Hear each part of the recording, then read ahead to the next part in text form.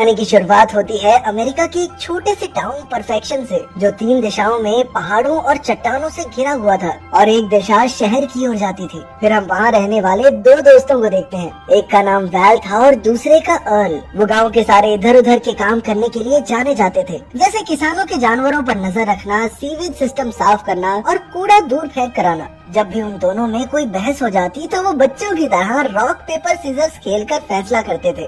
एक दिन जब वो किसी काम के लिए निकले तो उन्हें रास्ते में कोई बहुत सारे सामान के साथ दिखाई दिया। असल में ये पास की यूनिवर्सिटी की एक स्टूडेंट थी जो अपने प्रोजेक्ट पर काम कर रही थी। खैर, लड़की ने अपना नाम रोंडा बताया और वो धरती के नीचे होने वाली हलचल के बारे में पढ़ रही थी। फिर उसने उन दोनों से टाउन में होने वाली खुदाई के बारे में पूछा, क्योंकि उसकी मशीन के मुताबिक यहाँ की जमीन में बहुत हलचल हो रही थी। लेकिन अर्ल और वैल को इसके बारे में कुछ पता नहीं था, इसीलिए वो आगे बढ़ गए। खैर, फिर रोंडा दूसरी जगह अपनी मशीन लगाकर रीडिंग्स लेने गई। तभी अचानक कोई बड़ी सी चीज उसकी तरफ तेजी से बढ़ी और वो रोंडा तक पहुंचने ही वाली थी कि रोंडा ऐन वक्त पर अपनी गाड़ी में बैठकर निकल गई। उधर अर्ल और वैल कूड़ा फेंकने का काम खत्म करके कुछ पीने के लिए रुके। वैल ने कहा कि उनके जैसा काम पूरे टाउन में कोई नहीं कर सकता। उसने अर्ल से कहा कि उन्हें अपने भाव बढ़ाने होंगे, तभी उन्हें इज्जत मिलेगी। खैर, बाद में वो मेल्विन नाम के एक लड़के के घर का गटर साफ करने पहुंच गए, लेकिन ये काम काफी मुश्किल था, इसीलिए वो एक दूसरे पर इल्जाम लगाने लगे। तभी अचानक सीवेज पाइप फट गई और वो नाले के पानी से तरबतर हो गए। आखिरकार वो दोनों तंग आ गए और उन्होंने अपना सामान बांधकर परफेक्शन टाउन छोड़ने का फैसला किया।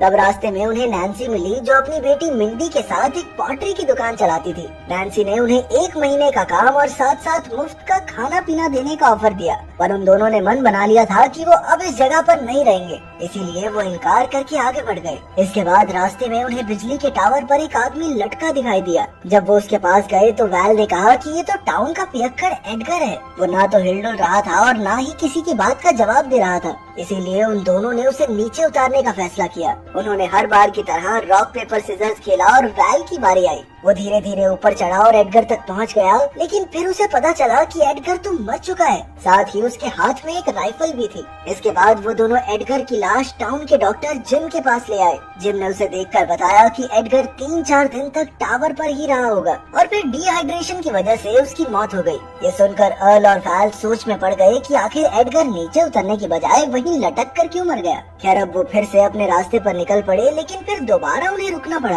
क्योंकि उन्होंने देखा कि किसी ने एक किसान की सारी भेड़ों को बुरी तरह मार डाला था। वो काफी घबरा गए और किसान को ढूंढने लगे, और तभी उन्होंने देखा कि किसान का भी कत्ल हो गया था। ये देखकर उनकी रूह कांप गई और उन्होंने जल्द से जल्द यहाँ से निकलने का फैसला किया। मगर जल्द ही उन्हें पता चला कि शहर की तरफ जाने वाली सड़क पहाड़ गिरने की वजह से बंद हो गई थी। उन्हें लगा कि ये सड़क बनाने वाले मजदूरों का काम होगा, इसीलिए वो मजदूरों को ढूंढने लगे। पर तभी उन्होंने देखा कि उनके हेलमेट्स खून और मांस से भरे पड़े थे। ये देखकर तो वो और ज्यादा डर गए और तुरंत टाउन की तरफ वापस भागे। रास्ते में अचानक ट्रक का टायर एक जगह फंस गया, पर फिर वैल के पूरी रेस देने पर वो किसी तरह बाहर निकल आया। आखिरकार जब वो टाउन में पहुंचे तो उन्होंने लोगों को इस सारी घटना के बारे में बताया। तभी लोगों ने देखा कि वैल के ट्रक के टायर में एक लंबा सा सांप जैसा जानवर फंसा हुआ था। शायद इसी वजह से उनका ट्रक आगे नहीं बढ़ रहा था। तब बर्ट नाम के एक आदमी ने कहा कि शायद ऐसे और भी जानवर यहाँ मौजूद होंगे, इसीलिए उन सबको सावधान रहना चाहिए। बर्ट और उसकी पत्नी हेदर ने बुरे वक्त के लिए बहुत सारे हथियार जमा कर रखे थे। उधर रात के समय जिम और उसकी पत्नी मेगन एक वैन में अपना घर बनाने में लगे हुए थे।